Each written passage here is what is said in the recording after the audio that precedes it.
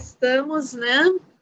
Hoje é a carta 40, pessoal. Vocês acreditam que a gente fez 40 encontros até agora?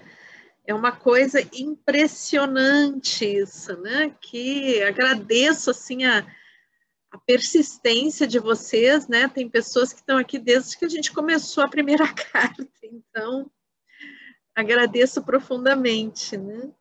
E essa carta, ela é uma carta bem forte, eu acho que é uma das cartas assim mais que trata de um tema bem potente, né?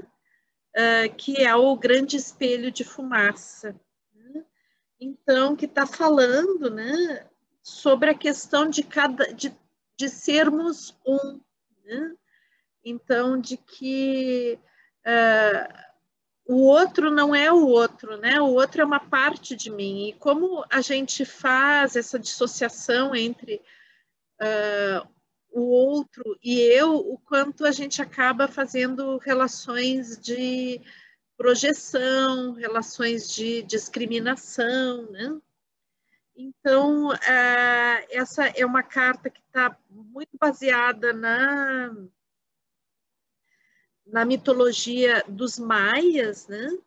E os maias que falavam dessa questão do espelho de fumaça, né? Que é essa fumaça que nos impede de perceber que quando eu olho para o outro, de certa forma eu estou olhando para um aspecto meu, uma parte de mim. E daí eu queria começar contando a história, né? Uma história a história da Chuva na Montanha. A Chuva na Montanha é um personagem, né, dessa mitologia maia. E daí o Chuva na Montanha, ele foi ver, né? Ou ela, porque não diz claro se é ele ou ela, né? Se reuniu com a Que Tudo Vê, que é uma xamã, a Que Tudo Vê, e com o Tucano. E eles vão ver, né? Vão olhar num espelho de água. Né? Então, isso é uma coisa que existe em várias tradições. O espelho de água é uma água que se coloca em um recipiente, né? E em estado alterado de consciência se consegue ver coisas que ficam refletidas dentro daquela água, né? Um pouquinho estilo assim a bola de cristal, né? A bola de cristal ela é na realidade é um espelho da água também. A origem da bola de cristal é o espelho da água e é algo que é utilizado em várias partes do mundo. A gente vai ver esse espelho da água, por exemplo, na mitologia arturiana, quando as sacerdotisas de Avalon queriam ver algo, elas usavam o espelho da água, elas dominavam essa técnica do espelho da água no luar, né? Então, os maias, me parece, pelo que ela coloca aqui, né, utilizavam também esse espelho da água, e daí eles fazem a Chuva na Montanha junto com o Tucano e a Que Tudo Vê, vão se reunir para olhar, né, como os sacerdotes maias estavam lidando com a sacralidade da vida. Porque eles, como sacerdotes, eles teriam que representar, né, passar a mensagem da sacralidade da vida para a população. E daí eles olham, né, e veem que os sacerdotes maias eles não estão fazendo isso, mas eles estavam propondo para a população o sacrifício, né, entendendo que os deuses queriam sangue e propuseram não só o sacrifício de animais, mas também o sacrifício humano. Então, a gente sabe que algumas religiões, né, antigas, ligadas à América do Sul, tinham essa questão do sacrifício humano. Então, a Que Tudo Vê, ela olha e percebe, né, conta então para a Chuva na Montanha e para o Tucano, que existe um equívoco profundo na interpretação do que os deuses querem, porque os deuses, como divindades, eles jamais vão pedir que seja derramado sangue em nome deles, né? Então, o que eles percebem é que esses sacerdotes estão um pouco loucos, né? E que eles estão usando substâncias como cogumelo, peiote, né? Não como uma coisa sagrada, mas como algo que altera o estado de consciência sem eles terem uma preparação, uma iniciação, um contato com realmente o sagrado de usar essas substâncias. E daí que eles, além de fazer isso, de fazer os sacrifícios humanos, eles também estavam fazendo rituais ligados à sexualidade, né? Sem um cuidado, sem uma ligação com o amor, com a preservação da vida, com o cuidado pela vida, né? Então, em nome dessas divindades, em nome das divindades dos deuses, né, eles estavam fazendo coisas que não tinham nada a ver com o divino, nada a ver com a sacralidade, estavam corrompendo com a ideia original. Então, daí ela traz essa história e daí tem toda uma reflexão sobre, que eu gostaria de trazer para vocês, né?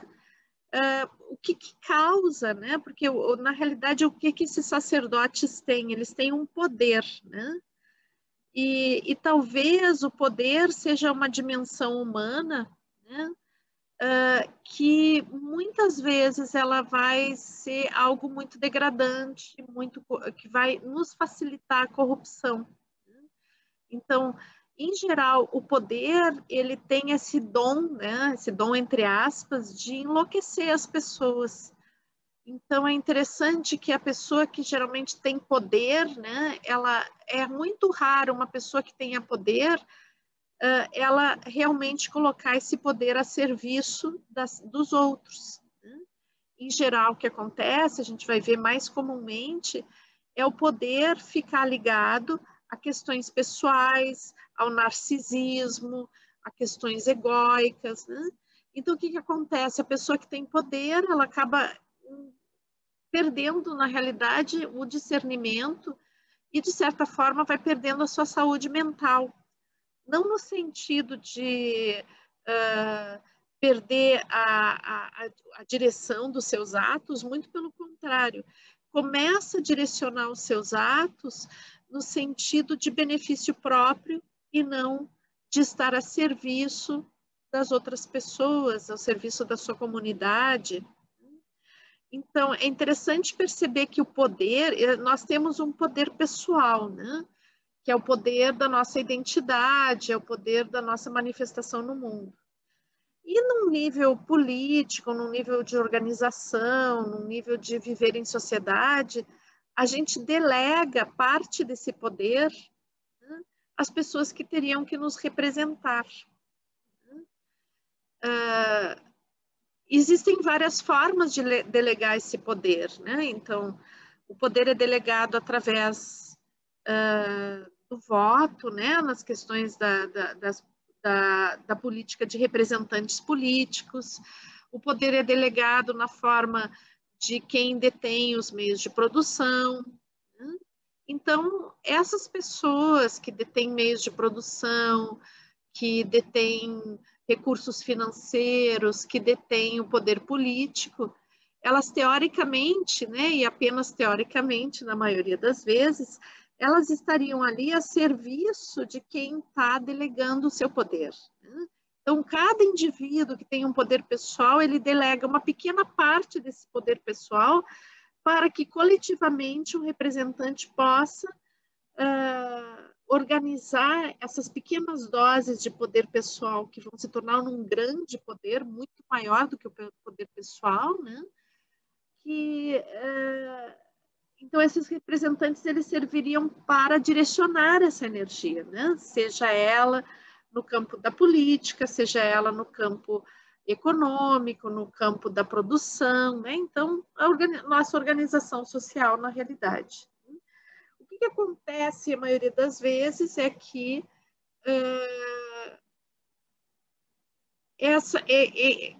esse poder é delegado e mal utilizado, porque a pessoa que detém esse poder, em geral, ela se identifica com o poder e não com as pessoas que ela representa, né? Então, e quando ela se identifica com o poder, cada vez ela quer mais poder, né? E então a gente vai ver essas pessoas que são quase como um saco sem fundo, né? Que elas querem cada vez mais, tanto dinheiro quanto o poder sobre as pessoas, né? E a ponto de elas fazerem um culto da sua própria personalidade, como hoje em dia é mais raro acontecer isso escrachadamente, né? Eu acho que não escrachadamente acontece várias vezes, mas na antiguidade a gente vai ver assim, então, as figuras, né, como os reis e tantos imperadores e reis que vão querer, né, e chegam a um ponto de querer ser venerados como um deus. Então, ser venerado como um deus explicitamente hoje em dia é muito raro acontecer, né? Mas é como que num nível inconsciente a pessoa fique presa, né, a essa sensação de que ela teria que ser reconhecida e ser colocada no lugar, né, de um deus. E eu acho que esse apelo de estar no lugar de um deus, ele é um apelo muito sedutor, né? Por que será que é tão sedutor isso, né? Então, acho que tem uma primeira coisa que é a baixa autoestima, né? Então, o quanto muitas vezes as pessoas que detêm o poder e fazem mau uso do poder, muitas vezes elas utilizam isso para compensar um sentimento de inferioridade. Mas também a gente pode ver que, à medida que a pessoa se identifica com um Deus, né, ela também, ela alcança algo que somente os deuses têm, né, que é a imortalidade. Então, também no nível inconsciente, a gente pode pensar, né, relacionar que a vontade insaciável por poder tenha muito a ver com o medo da finitude, o medo da morte, né? Entre outros motivos tantos, né, para a gente poder iniciar a compreender essas relações de poder na nossa cultura, na nossa sociedade. Então, o que acontece, né? A Jimmy Sans vai falar desse espelho de fumaça que nos impede de reconhecer o outro como parte de mim. Então, o outro passa a ser um estranho, passa a ser alguém que eu não consigo, às vezes, nem desenvolver empatia com aquela outra pessoa, né? E dentro das relações sociais que a gente faz, muitas vezes existe essa grande dificuldade, inclusive de empatizar, que é uma coisa muito básica, a empatia, né? Muito humana como básica, é muito importante, né? Então, a gente acaba não conseguindo nem empatizar. E o mecanismo principal que acontece aí, né, é a projeção. Então, ela traz, assim, um dito popular, que é bem comum aqui no Brasil, né, mas que ela traz como um dito que os índios utilizavam, que é assim, quando tu aponta um dedo para uma pessoa, né, acusando aquela pessoa, a gente está apontando 3 dedos para a gente mesmo, né? Então, aqui existe a questão da projeção. A projeção é, na realidade, tudo que a gente não aceita na gente, né? Sejam coisas boas ou sejam coisas ruins, que a gente acaba colocando nos outros, né? E aqui é bem claro o que é a projeção, esse mecanismo que a gente chama de projeção. Então, aqui está mostrando justamente uma tela, né? A palavra projeção, o termo projeção é uma coisa que a gente usa na psicologia, mas a gente também pode usar no cinema, né? No audiovisual. Então, a projeção é quando a gente projeta uma imagem em uma tela, né?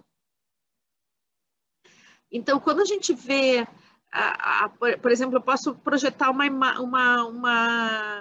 um filme na parede. Na realidade, eu estou olhando a parede, né? E o filme é a historinha que está sendo projetada na parede. Quando eu projeto o filme na parede, eu deixo de ver a parede e vejo só o filme. Então, o mecanismo da projeção num nível psicológico, é muito parecido com isso. Então, quando eu estou projetando a minha historinha pessoal no outro, né, eu deixo de ver o outro. Quando alguém está projetando a sua historinha pessoal na gente, essa pessoa não consegue nos ver, porque ela olha para a gente e vê o filminho da vida dela. Né? Então, muitas vezes, o que acontece, né, é que a gente permite coisas de abuso de poder, a gente permite a imposição, permite a violência, porque a gente não consegue perceber que o monstro que a gente vê no outro, que a gente vê fora, que a gente acusa no outro, está dentro da gente também. Então, em geral, sociedades onde existe muita violência, são sociedades onde as pessoas não conseguem olhar e reconhecer a violência delas, né? A violência que elas mesmas têm consigo mesmo, com os outros. Então, não conseguem reconhecer e projetam, colocam fora de si.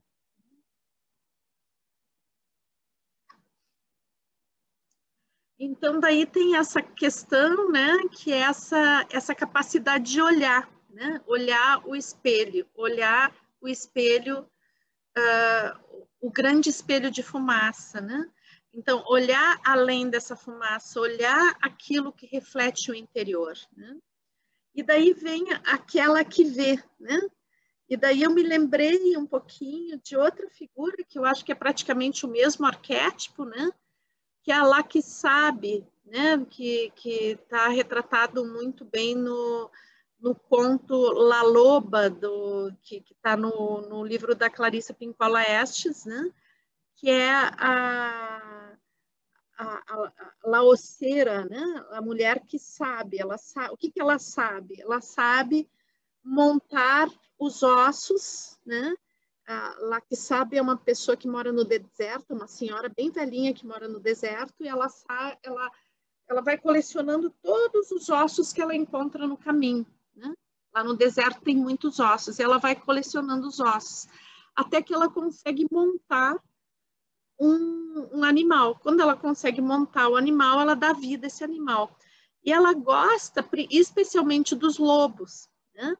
Então, ela monta os lobos e depois ela sopra o lobo para que ele tome vida de novo, né?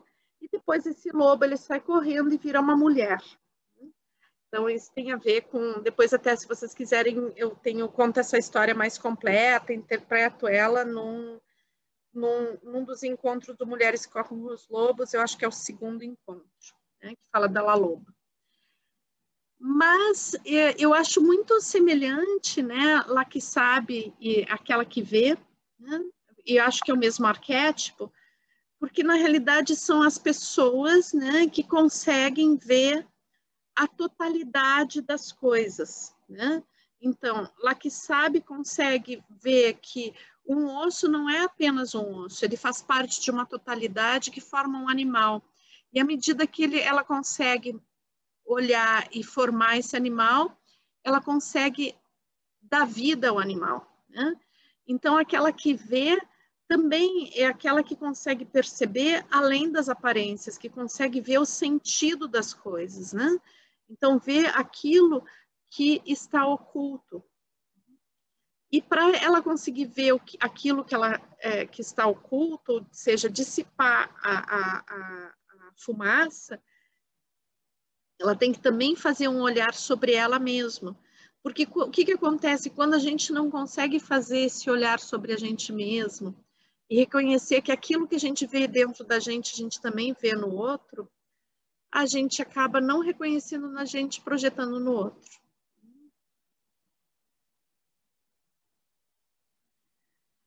Então, durante todo o capítulo, a Jamie Sams vai falar que é muito importante pegar os espelhos e estilhaçá-los, né?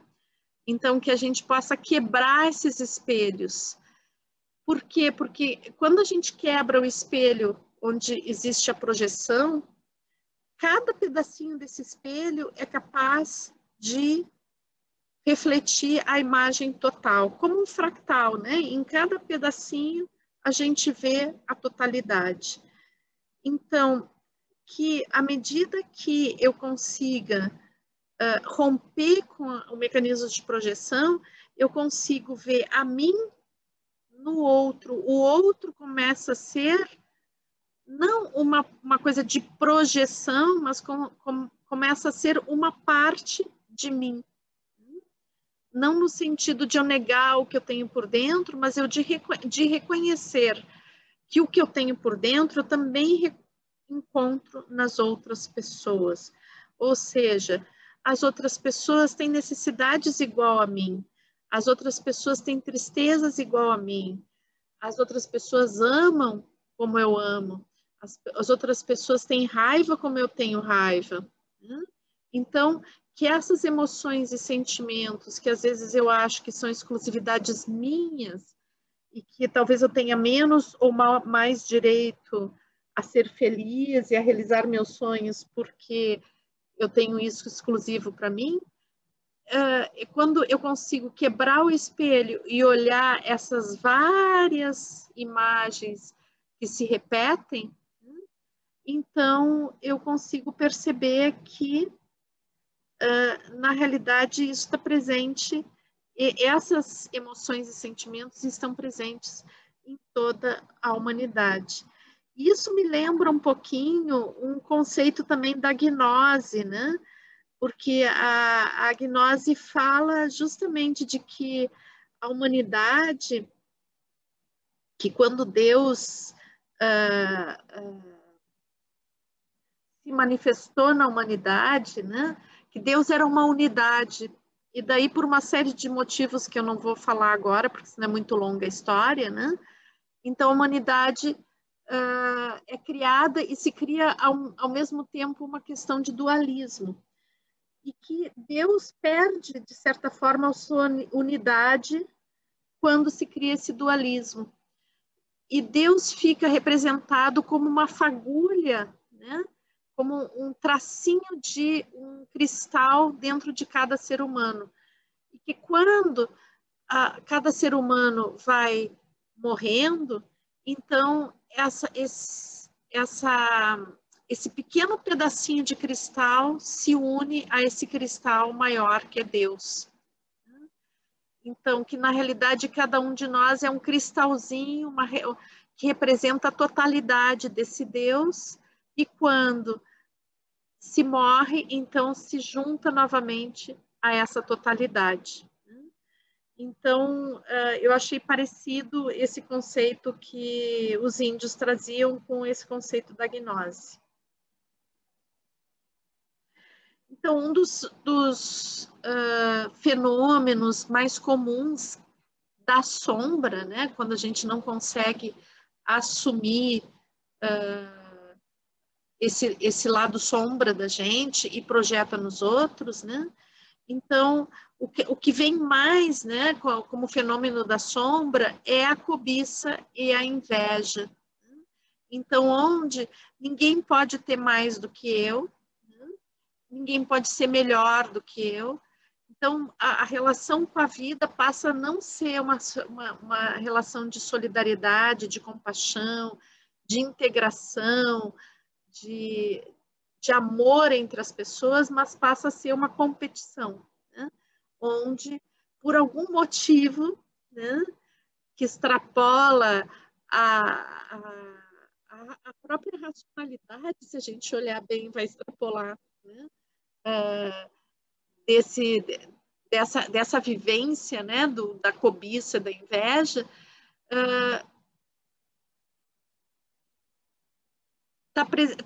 começa a estar presente na gente, né, essa questão de que a relação com a vida é de competição.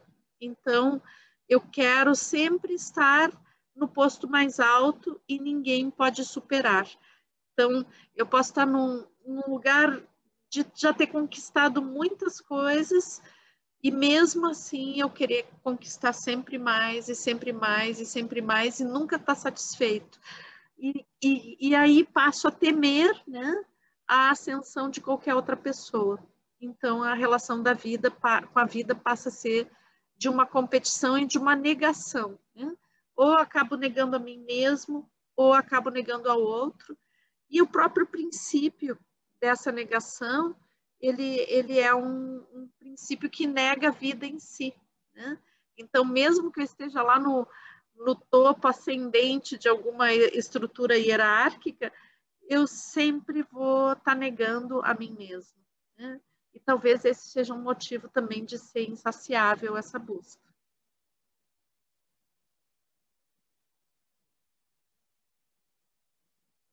Então, é importante a gente perceber também que essa sombra, né, quando a gente não olha para ela, não trata de se relacionar com ela nos deixa vulneráveis à manipulação.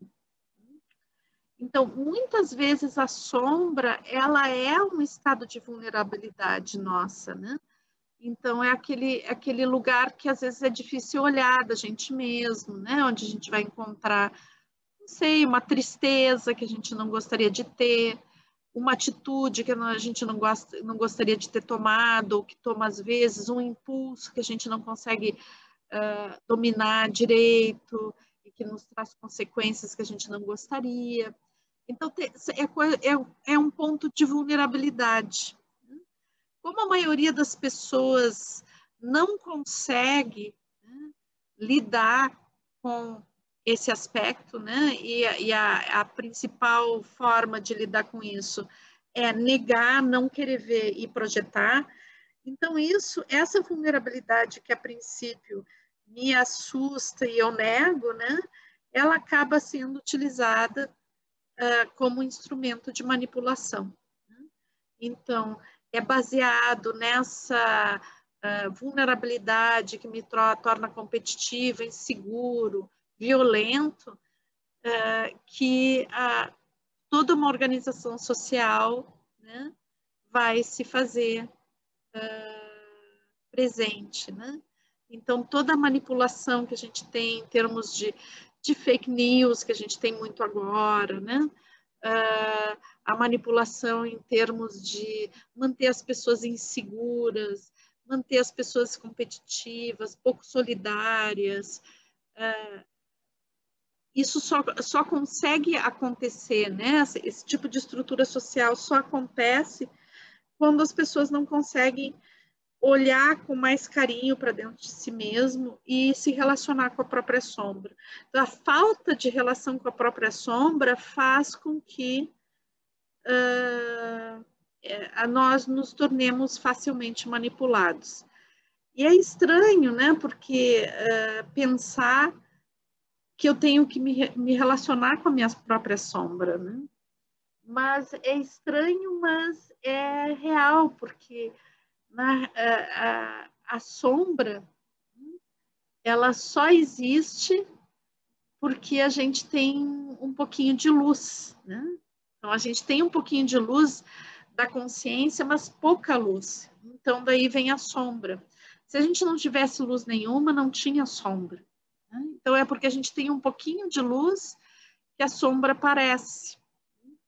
Então, à medida que a gente consegue olhar essa sombra, se relacionar com ela, é como se a gente aumentasse a luz, né?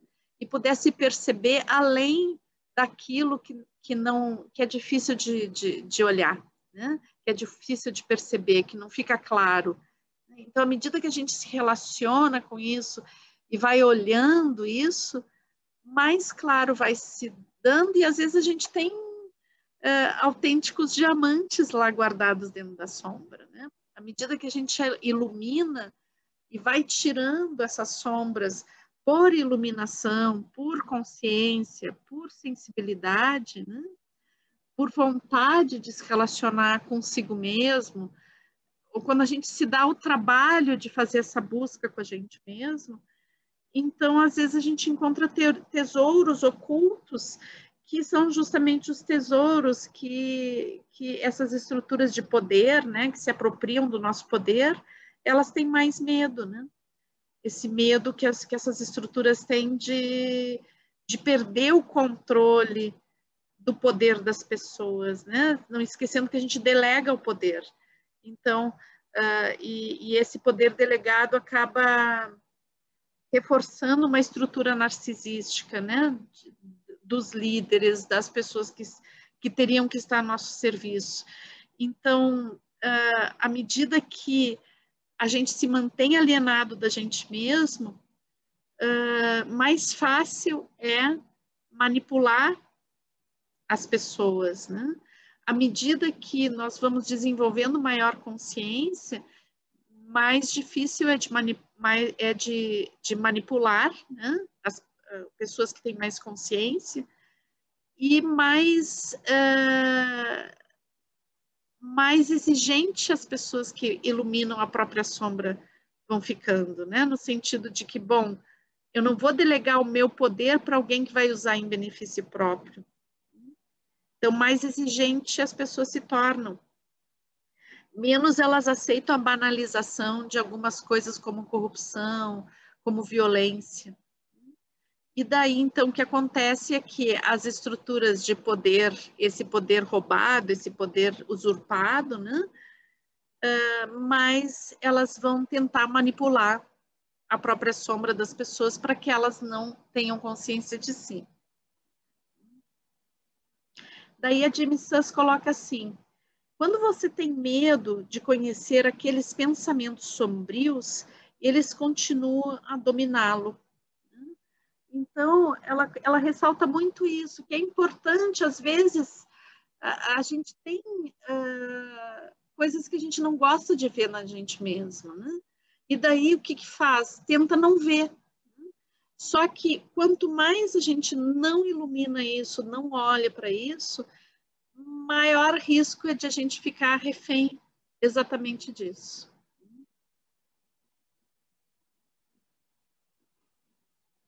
Opa. Então, outra frase dela, né? Quando é negada, a sombra ganha força e um dia vai despertar com força vital própria e devorar a beleza que está dentro de você. Então, é super importante, né, a gente se relacionar com o que a gente tem dentro da gente, que a gente não gosta de olhar. Então, é essencial para que a gente possa ter maior compaixão com a gente mesmo. E como eu disse, às vezes, o que a gente tem lá que a gente não gosta muito de olhar pode ser um trunfo, pode ser uma coisa muito boa. Uma energia que a gente simplesmente não está utilizando, não está conduzindo da forma apropriada. Então, por exemplo, se a gente tem a questão da agressividade, né? A agressividade ela pode ser super destrutiva se a gente pensar que ela é algo ruim e que eu não quero contatar, porque a minha autoimagem é de ser uma pessoa super boa e pacífica, então eu não posso em nenhum momento contatar com a minha agressividade e violência. Então, o que acontece? Pode ser que em algum momento eu perca o controle dessa violência e por algum motivo que às vezes pode ser banal, eu perco o controle e me torne super agressivo, né? Justamente acabando com qualquer possibilidade de beleza nas relações que eu construo. Então, agora, se eu tomo contato com essa agressividade e esse potencial de violência dentro de mim, me relaciono com isso, eu posso utilizar essa energia justamente para defender a beleza que eu tenho dentro de mim, para poder conduzir essa energia, para que eu possa botar limite quando as coisas não são agressivas dentro da minha condição como identidade, como da minha condição como ser. Então, eu posso conduzir essa energia que está ali e que ela é destrutiva porque ela é nunca olhada, conduzir como algo natural que constitua a minha própria identidade.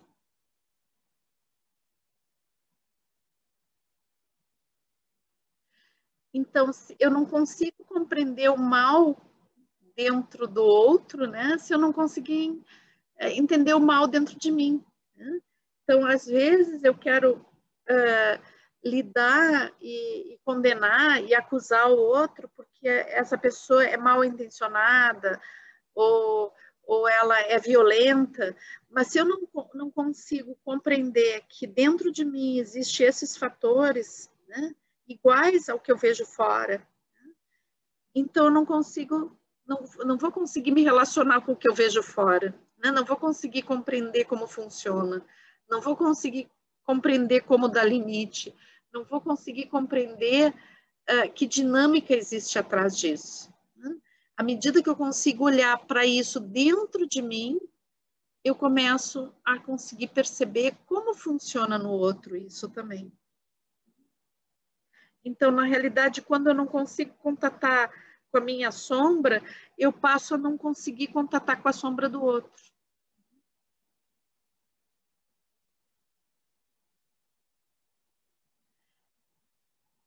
Então, é muito importante que eu consiga desenvolver a capacidade de dialogar com a minha própria sombra, né?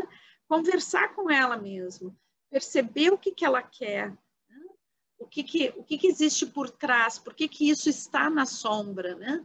Por que ficou guardado lá num baú do subterrâneo e não veio à tona. Então, ir lá e resgatar isso é algo que pode realmente nos trazer boas surpresas, ao contrário do que muitas vezes a gente pode pensar, que vai me trazer uma decepção, que vai me trazer uma dificuldade. Não, justamente ali eu posso perceber que existe algum tesouro guardado, há uma capacidade minha que eu fico colocando nos outros e não percebo em mim. Uma capacidade que eu posso ver no outro enquanto uma coisa ruim, mas no outro eu não tenho como lidar com aquilo. Né?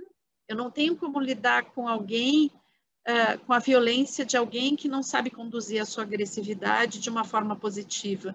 Agora, eu posso sim olhar para a minha violência e transformar isso numa agressividade que se conduz de forma positiva.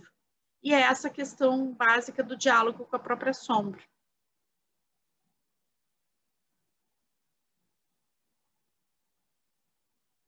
Então, poder construir a partir de uma energia que aparentemente é destrutiva, né? Poder construir a beleza. Né?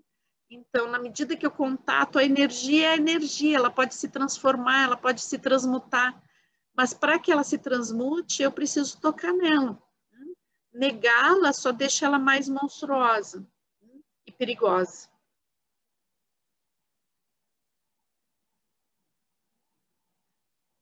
Então, claro que o primeiro limite eu tenho que dar a mim mesmo.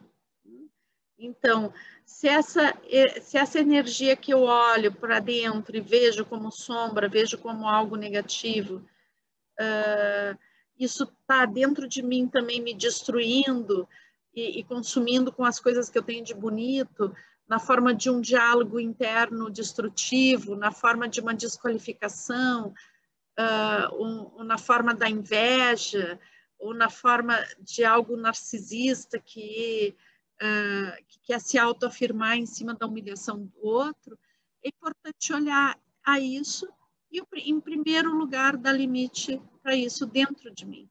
Né?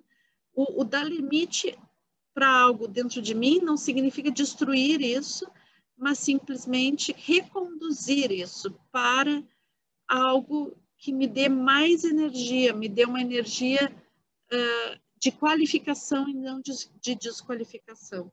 Ou seja, aprender a dançar com essas energias e colocá-las a serviço, né, da manifestação plena da minha identidade.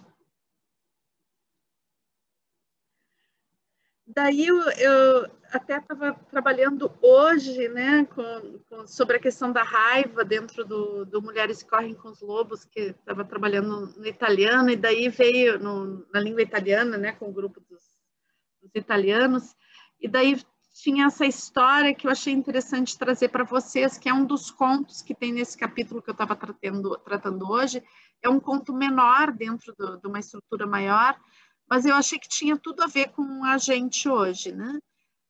que é o conto do deserto, né? De um homem. É um homem que tem muita, muita, muita raiva. Uma coisa de uma agressividade insuportável, um mau humor insuportável, e ele não sabe mais o que fazer com isso.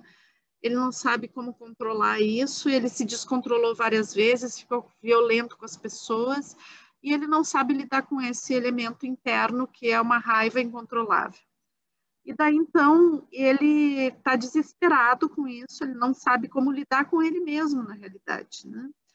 E daí, então, ele vai buscar um mestre para perguntar para o mestre, mestre, o que eu faço com a minha raiva? Eu não sei o que fazer mais.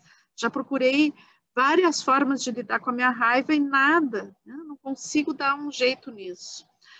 E daí o mestre diz assim, ok, então eu vou te propor algo.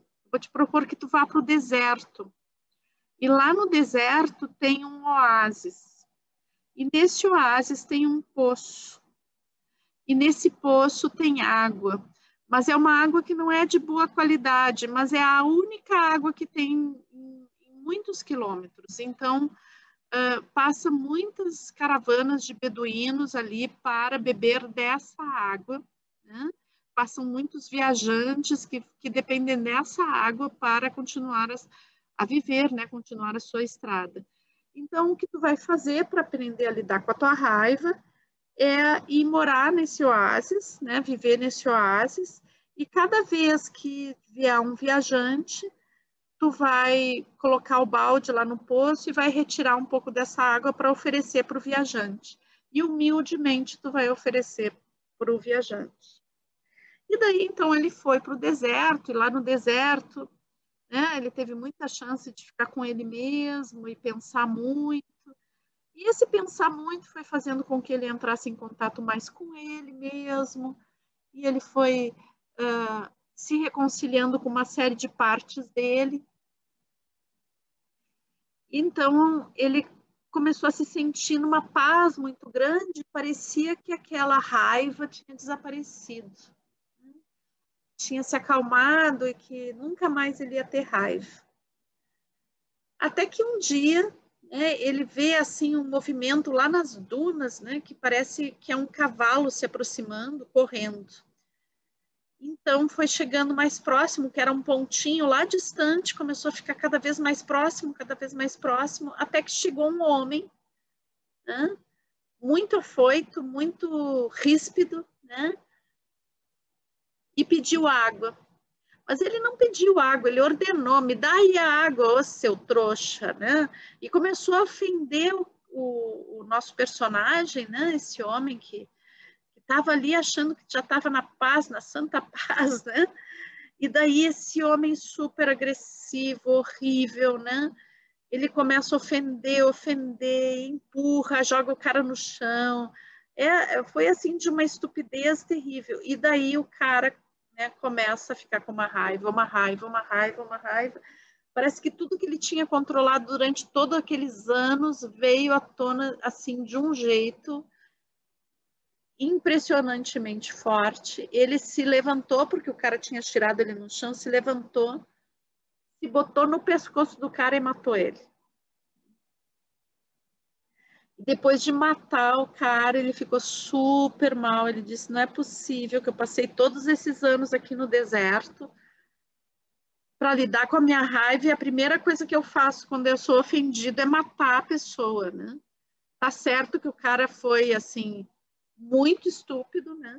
Foi extremamente estúpido, mas não tinha razão para eu matar. E ele ficou, assim, num diálogo interno, assim, de muita recriminação, ficou muito triste, muito decepcionado com ele mesmo. E daí ele estava nisso, né? Estava assim, nessa reflexão e super mal, super mal. E ainda estava o corpo do cara tirado no chão, né? E daí nisso vem vindo um outro cavalo lá distante, né? Outro cavalo que vem correndo, com um cara montado em cima que vem correndo. E, bom, daí ele diz, só que me faltava agora, né? Outro que é para obrigar também. E daí chega e é um soldado, né? Um soldado desses, né? Meio vestido com roupa de deserto, mas é uma pessoa da lei, né? E ele vem e diz assim, nossa, tu matou esse cara. É muito importante matar esse cara, porque ele matou uma série de pessoas lá na vila, ele é um louco, uma pessoa assim de uma violência, e ele está condenado à morte porque ele matou uma série de pessoas. Então, parabéns que tu conseguiu deter ele, né? E daí, quando ele parabenizou o cara, né, esse cara que matou o outro, daí, de repente, a água, né, do poço se tornou límpida e começou a fluir muita água, de uma água muito pura e muito límpida. Então, o que a gente quer dizer com esse conto, né? Por que esse conto? Que eu estou trazendo esse conto, né?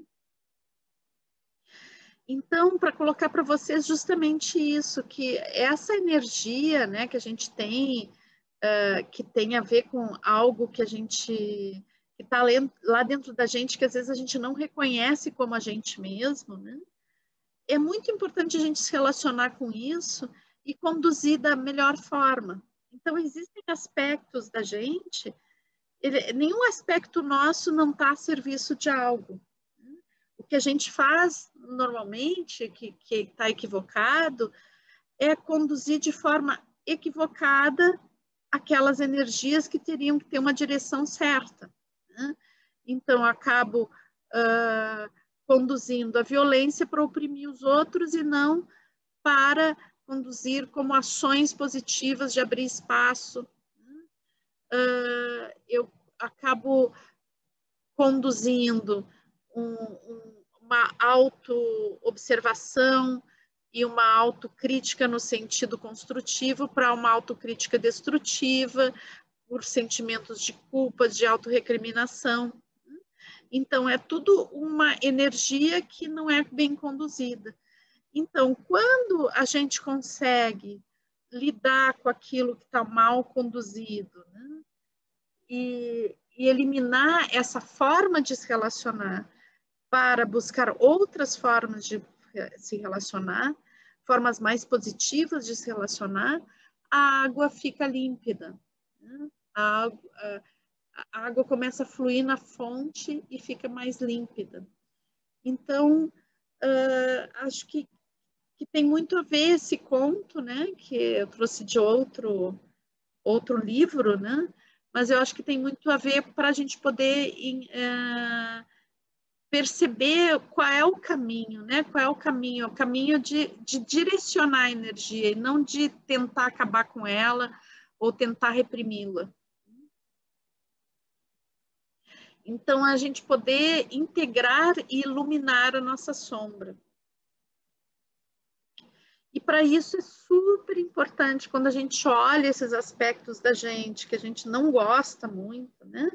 Ou que a gente é educado para não gostar, a gente é educado para negar, a gente poder olhar para a gente com compaixão, né?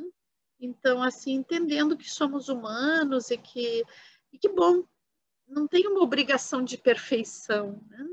A gente não é obrigado a ser perfeito. Buscamos estar o mais integrados possíveis, né? E o mais plenos e o mais realmente íntegros, né? O mais íntegros possíveis. Mas somos humanos, então a gente está no caminho, né? A gente não está pronto, a gente está no caminho. Então é muito importante ter compaixão com essa pessoa que está no caminho, né?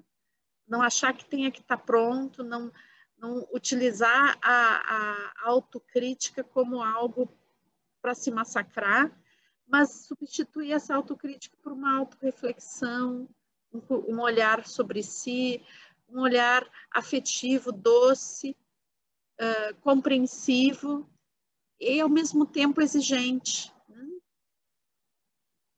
Exigente, mas não no sentido de destrutivo, mas exigente no sentido de perceber que a gente pode, né? Então, eu percebo que eu posso, então eu vou sair daquela preguiça de me realizar, né?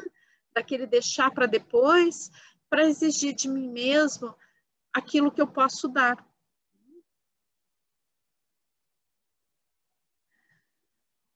E daí, então, é super importante também que a gente possa perdoar, né? Perdoar a gente mesmo e também aquela pessoa ou aquela situação, né, que nos mobilizou a nossa sombra. Né? Então, perdoar a gente mesmo pelas atitudes que a gente tem quando ainda não integrou a sombra e que acabam sendo prejudiciais, né? E tomar isso como um aprendizado e não como uma condenação. E também poder perdoar as pessoas, né? As pessoas que depositaram ou depositam sobre a gente a sua dificuldade de lidar com a própria sombra. Isso não significa que a gente vai aceitar ser a tela de projeção, mas significa que através da compaixão e do perdão a gente pode entender, compreender, né? Que a gente pode dar limite e perceber o outro com amorosidade, como podemos se colocar no lugar do outro, né? O que faz com que uma determinada pessoa haja de uma determinada forma que não é legal. Então, esse perdão não significa deixar a pessoa repetir, né? Ou deixar que a pessoa prejudique a mim ou as outras pessoas, mas significa uma compreensão não aprisionante, uma compreensão que não envolva uma atitude como uma reação, né? Uma reação que às vezes pode gerar outros atos de sombra, né? Então, às vezes a gente quer, uma pessoa nos ofende, a gente tem uma reação, daí a pessoa tem outra reação, e assim vai se criando uma bola de neve. Então, saber dizer, ok, tudo bem, né? Vamos trocar, vamos caminhar para outros lugares, vamos sair das vinganças e das coisas que se retroalimentam. E às vezes, para algumas pessoas, essa questão do perdão, né? Quando a gente vai falar do perdão em nível de relação com o outro, né? Às vezes esse perdão significa dar outra oportunidade. E às vezes o perdão significa não dar outra oportunidade, mas se distanciar e viver e deixar viver, né? Deixar de estar em relação, né? Desapegar daquela relação.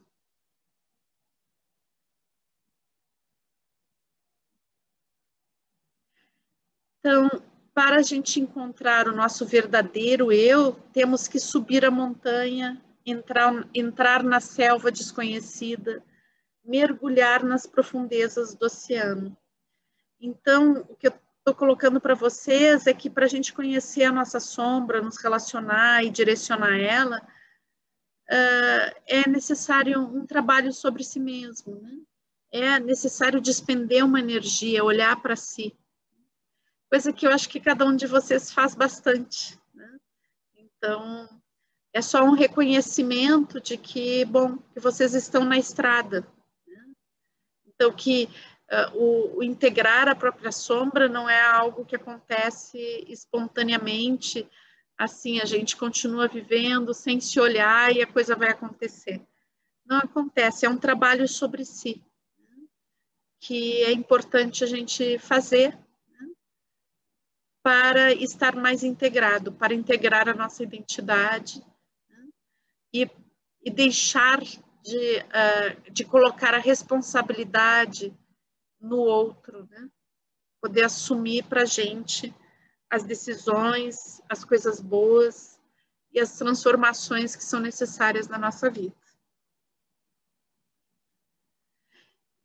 Então, o convite, né, quando a gente está falando de sombra, né, é a gente sair da autoimportância no sentido de egóico da autoimportância, né, de se achar melhor que os outros, de se achar que tem que dominar os outros, controlar todas as situações, que só vai dar certo as coisas se eu controlar tudo, né? Sair dessa autoimportância, né, para encontrar uma consciência de si, né? Uma consciência profunda, então um mergulho interno profundo.